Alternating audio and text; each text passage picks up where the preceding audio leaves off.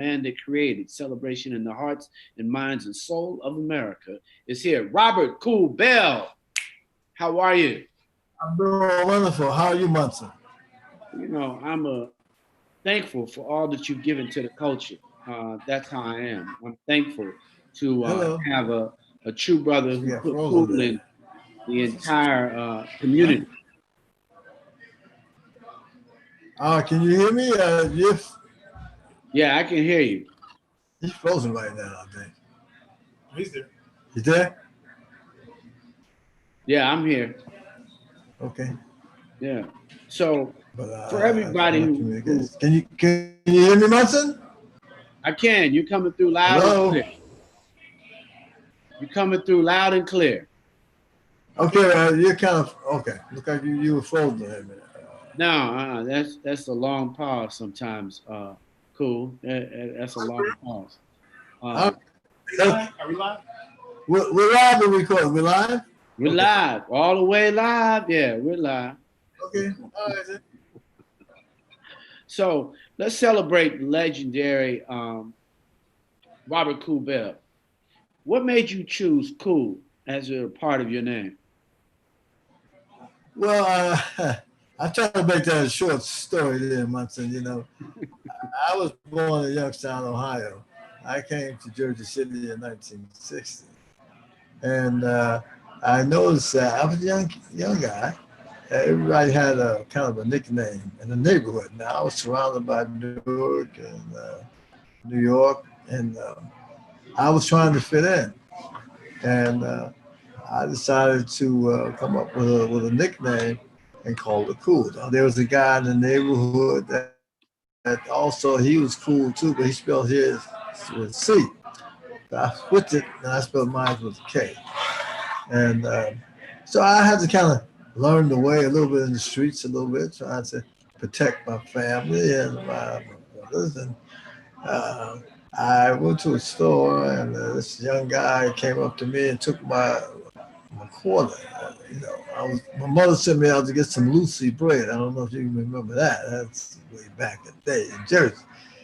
And I said, well, I'm gonna have to kind of either be the one that they're gonna be taking the money from and beating up, or I'm gonna have to join them. Not knowing that one day that would go from cool from the street to cool and the gang. There you go. There you go. So you gave the entire world half the music that they listened to for several decades and still today. What's it like for you Got to? that delay. What was the question? You made the entire world celebrate with you. When you think about that, and that whole subject, you've defined a cool word, celebration. What does it feel like today? And what are you celebrating in your life still today as it relates to what music has given to you? Well, I mean, with celebration, the song itself has been out for 40 years. We're celebrating 40 years of celebration. And then Cool in the Gang, we've been out for over 50 years. Because we started off with other names, the Jazzy Acts, Soul Town Band, Cool in the Flames, and then Cool in the Gang. We had to change the name from Cool in the Flames because you had James Brown and the Famous Flames. So we didn't want to have any problem with the Godfather. So we said, well, we just change Flame to Gang. And that's how it started back in the day. First record came out July 3rd, 1969. You know, But but celebration, go uh, ahead. Go ahead. no, I said celebration came from we were working. Actually, we was out doing the American Music Award and for Ladies Night, and we had won 2 awards for Ladies Night. And the vamp on Ladies Night. This is your night tonight. Come on, let's all celebrate. So my brother says, that's another song within the song. And that's when he came up with celebration. So he had this track, beginning of celebration. It had that little old groove that when you're sitting there in Ohio or Alabama, and grandmas in the rocking chair, you know, it had that kind of vibe to it. And then they put that Yahoo on there, and we didn't know that celebration was going to become such a big record. I mean, we had funky stuff, Ladies Now, Jungle Boogie, Hollywood Swing, Summer Madness, and on and on and on. But celebration, you know, it's one of those tracks that you can't even go back and try to record it again to do another celebration. So, you know, it's a big record for us, and it's still strong today. You know, when you think about it, what is music given to you? I mean, obviously, you've left a huge legacy, and we're very proud of you here at Rolling Out Star Studio. But for all those who are trying to understand, what is music given to you? I mean, what has it been for you during 50 years? Well, music has allowed me to be able to travel around the world. Again, I started very young with the group, you know, me and my brother, who I just lost Sorry. 5 weeks ago, Ronald Coolidge Bell, who was one of the major writers. A lot of my music with Jungle Boogie and funky stuff, and of course celebration. But it had allowed me to see the world. You know, uh, it's the thing about uh, uh, knowing something and then seeing the reality. And music has taken me to England and France and Germany and Africa, and became a knower. One thing you can read a book about things, say, well, this is what happens over there. But when you go there, you're just not reading it anymore. You become a knower and you see what's really going on. So that has been a blessing for me in terms of just traveling around the world. And of course, the revenues from it has been great too. Could have been much better, but we're in the music business. You know who controls the music business. Five for them and two for us. And keep picking. And keep picking. we was able to survive to all that, and I'm thankful the fact that we have been blessed to still be around after so many years. You think about that. What do you think in terms of the love that you gave so many when you're on stage? Like, what did that feel like? I mean, because many people never lived the 70s, they never lived the 80s like you. What was that as a Black man on stage making his community feel good? Well, that was a great thing for us because we're still young in the 70s and being on stage and performing in front of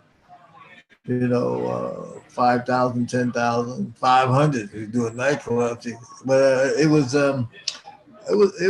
good for us, to be able to come and play for our fans, and then and to be appreciated from our fans for what we do, because we would bring a combination of jazz, funk, R&B. I remember back in the day when, like in Philadelphia and New York, and we had the promoters, and we'd go out and do our hit, but we'd come out and throw a little jazz in it. I said, boy, y'all can't be doing all that jazz stuff, man. I said, well, that's what we started as a jazz band. So we put a little jazz, a little funk, in there and try to make it happen, man.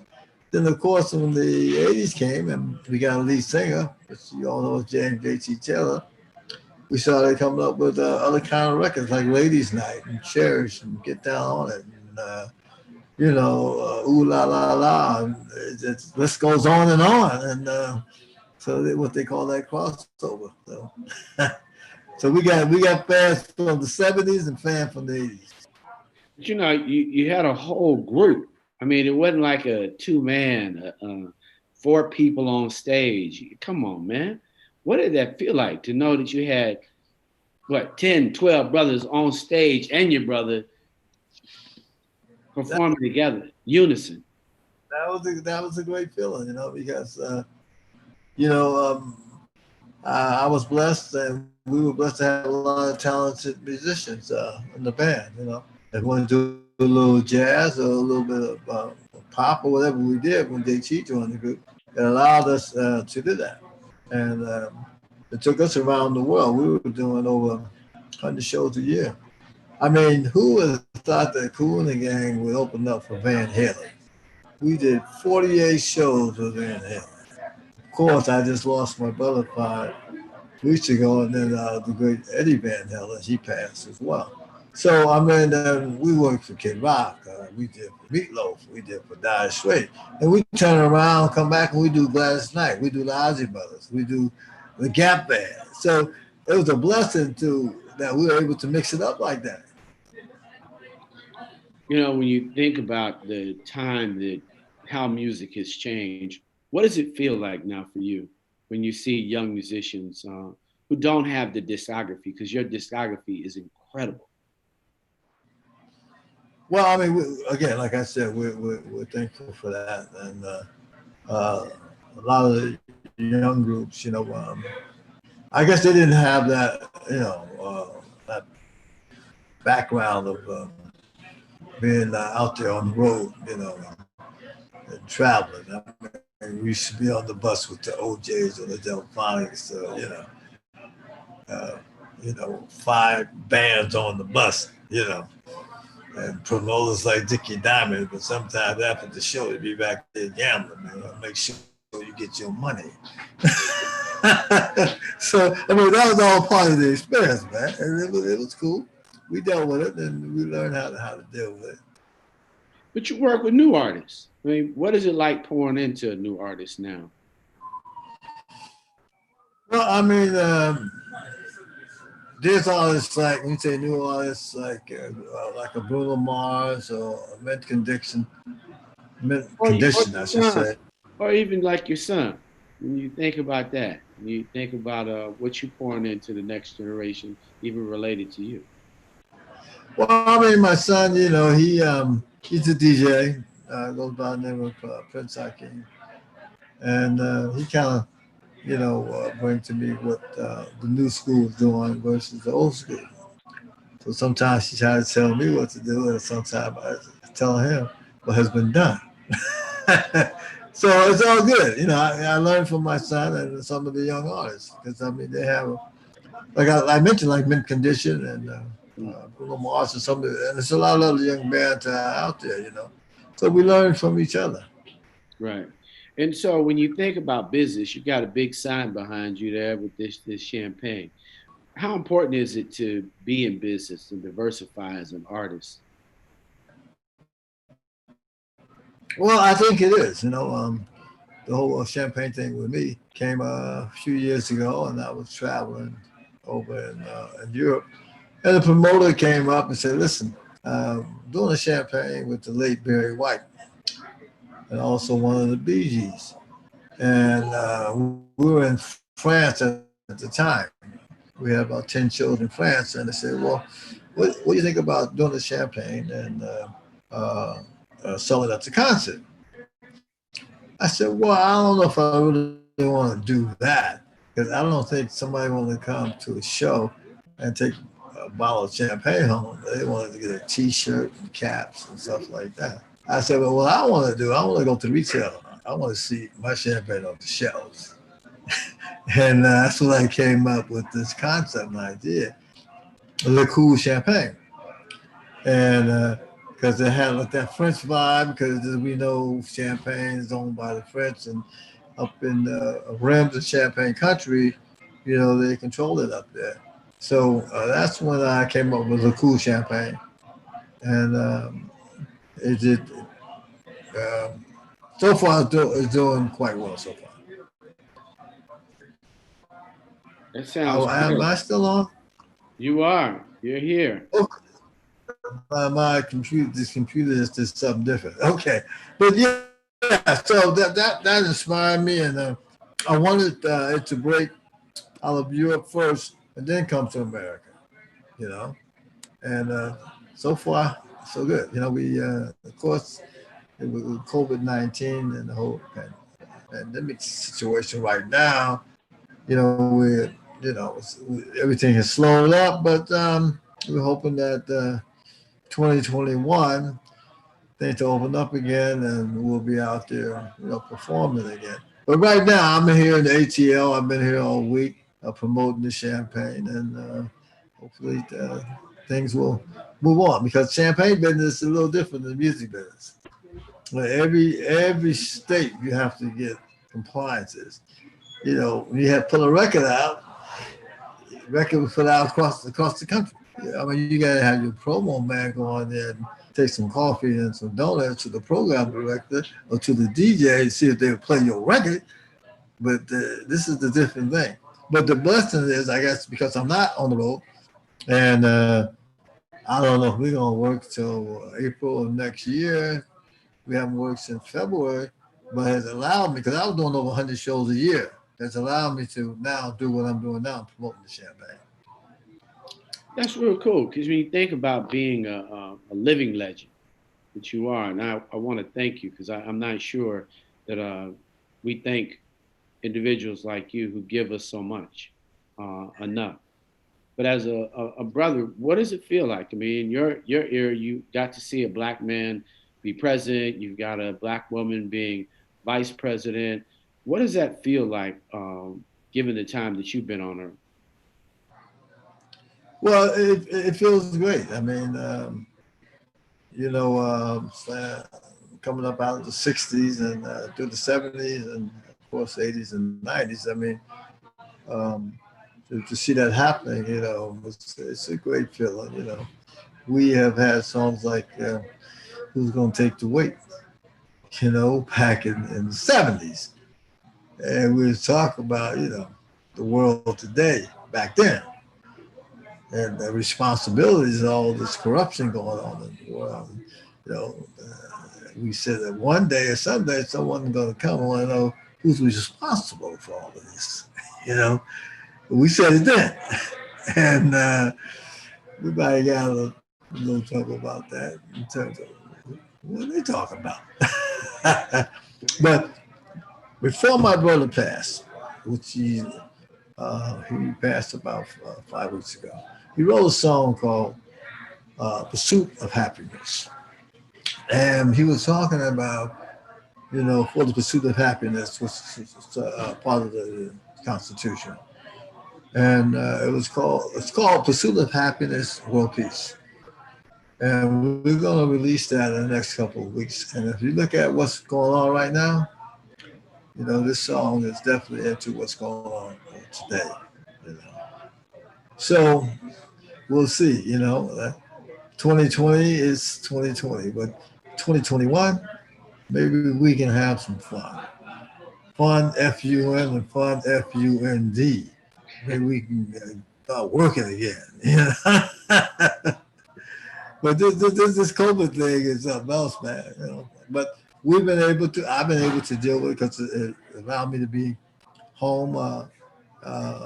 Well, I mean, I'm home in Georgia, but I've been down in Florida, and I've been doing a lot of, like I'm doing tonight. It's a lot of media stuff and getting to feel what people are doing, what they're saying, and they get feeling what I'm doing, what I'm saying. So it's a good thing. Well, now it's more than it's a great thing for us here rolling out at Star Studio because you mean the world to us. I mean so I want you to know that because it's not often that we get to see it, but for you it's just a tough time because you get to grieve in a situation where it's just not normal. Yes, that's true. I'm trying to adapt to that. But on the other side, I think I kind of really needed to rest. In terms of being in one place for 9 months. On lockdown. I call it lockdown in Old Town with the Corona blues. But I got a chance to kind of like somewhat normal life, get out, walk, exercise, come back. Can't do but so much because of the whole lockdown. But again, I get a chance to talk to the world through Zooming, I guess. What do you miss the most about the road? Well, I don't really miss the road that much because Just the money, right? Just the I fun. do. I do. But what I'm saying is that I've been able to rest for 9 months. I mean, we do, like I said, we're doing over 100 shows a year.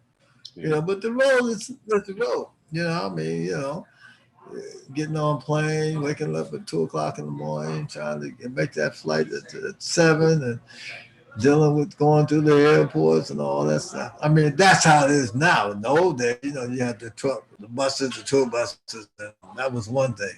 But now it's, you know, I don't really miss it that much. But I'm ready to get back out there when the time comes.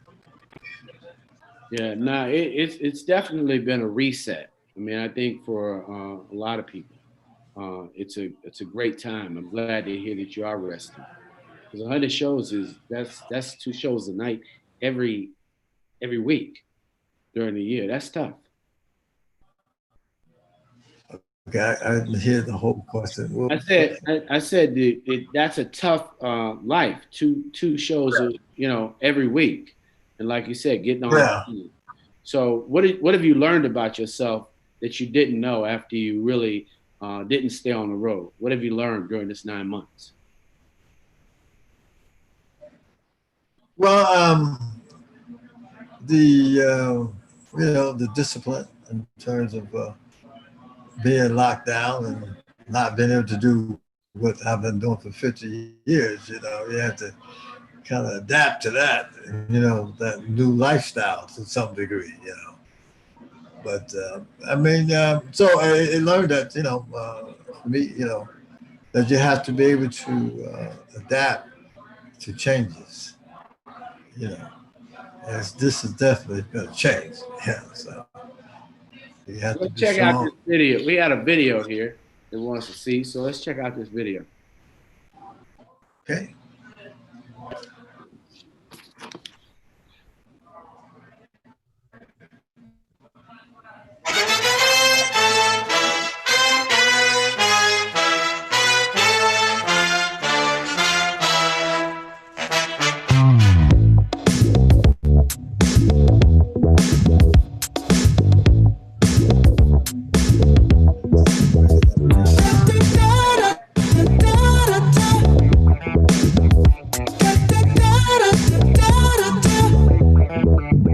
I really want you.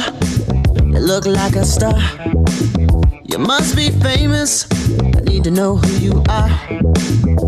I'm a king, so be my queen. I never seen you in my city. So proceed, tell me what to do, baby. She said I'm royalty.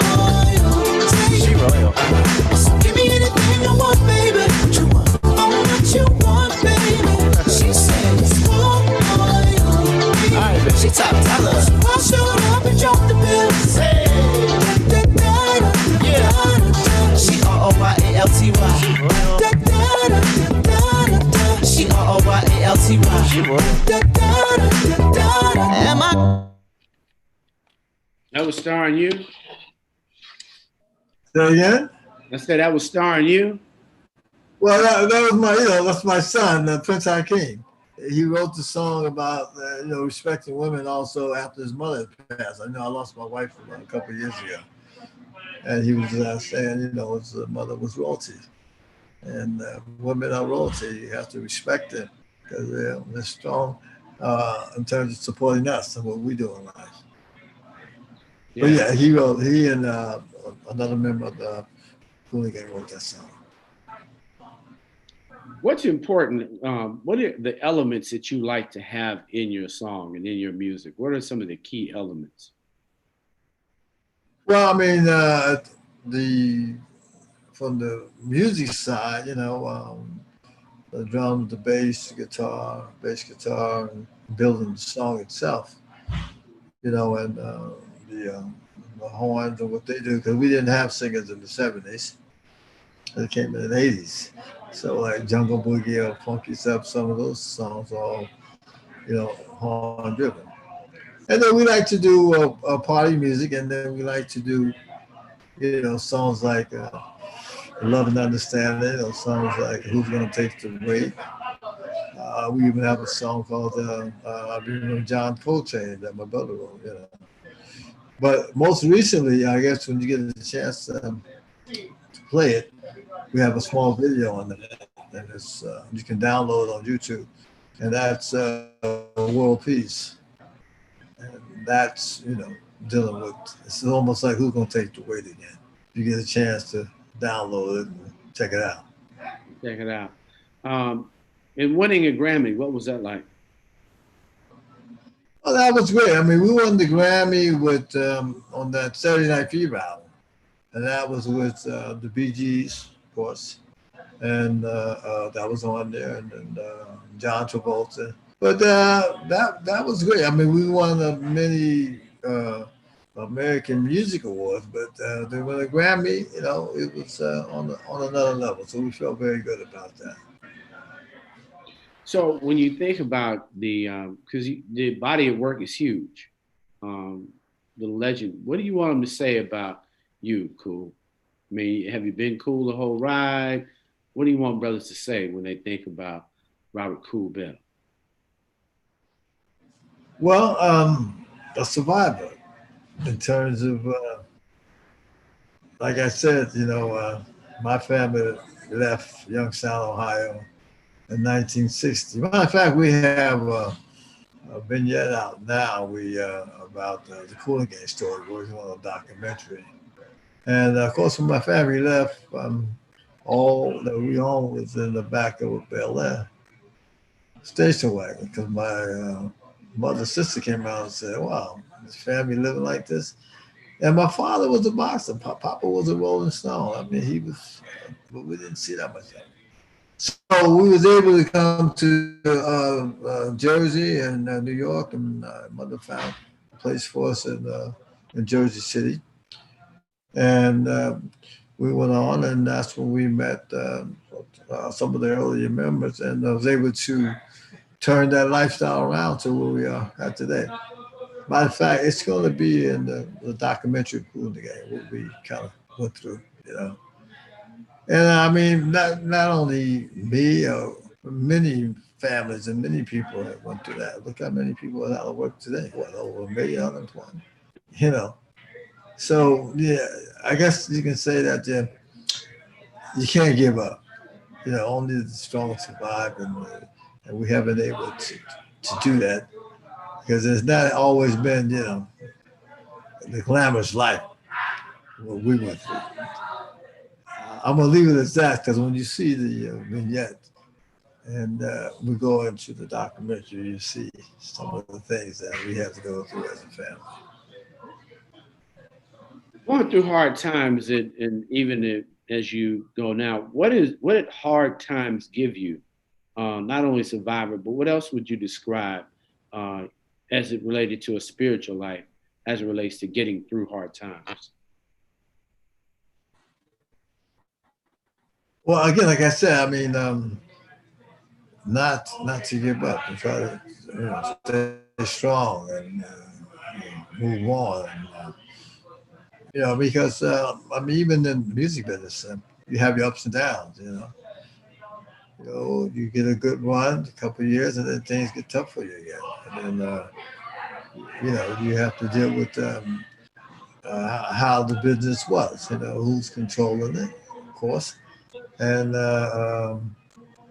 to learn more about how to survive in this business, Right. in the music business. But how to survive in life itself. You just have to. I guess that's all I'm trying to say is you can't give up. You have to keep on moving.